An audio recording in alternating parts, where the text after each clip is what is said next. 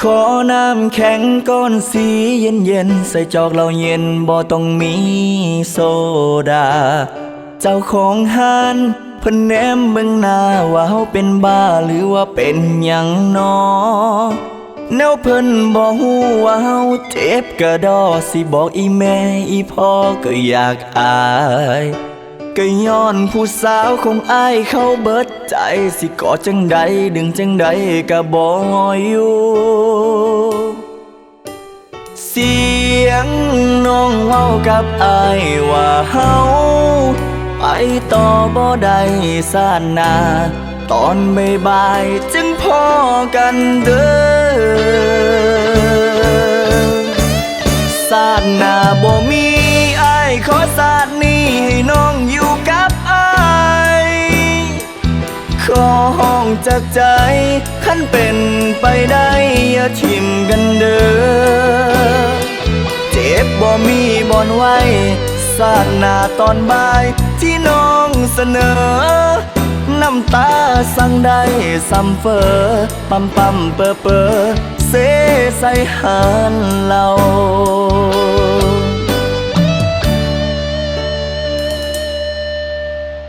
ขอน้ำแข็งก้อนสีเย็นเย็นใส่จอกเหล้าเย็นบ่ต้องมีโซดาเจ้าของห้านเพิ่นแนมเบิ่งหน้าว่าเฮาเป็นบ้าหรือว่าเป็นหยังน้อแนวเพิ่นบ่ฮู้ว่าเฮาเจ็บกระดอสิบอกอีแม่อีพ่อก็อยากอายก็ย้อนผู้สาวของอ้ายเขาเบิดใจสิกอดจังใดดึงจังใดก็บ่อยู่เสียงน้องเว้ากับอ้ายว่าเฮาไปต่อบ่ได้ซาดหน้าตอนบ่ายๆจึงพอกันเด้อซาดหน้าบ่มีอ้ายขอซาดนี้ให้น้องอยู่กับอ้ายขอห้องจากใจคันเป็นไปได้อย่าทิ่มกันเด้อเจ็บบ่มีบ่อนไว้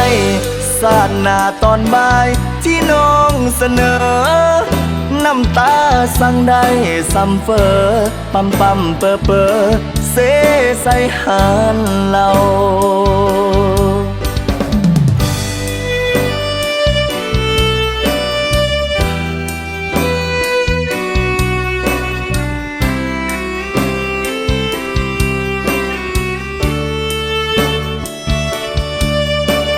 เสี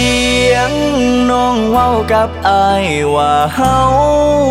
ไปต่อบ่ได้ซาดหน้าตอนบ่ายๆจึงพอกันเด้อซาดหน้าบ่มีอ้ายขอซาดนี้ให้น้องอยู่กับอ้ายขอห้องจากใจคันเป็นไปได้อย่าทิ่มกันเด้อเจ็บบ่มีบ่อนไว้ซาดหน้าตอนบ่ายที่น้องเสนอน้ำตาสั่งได้ซ้ำเฟอปั๊มปั๊มเปอเปอเสใส่หันเราซาดหน้าบ่มีอ้ายขอซาดนี้ให้น้องอยู่กับอ้ายขอห้องจากใจ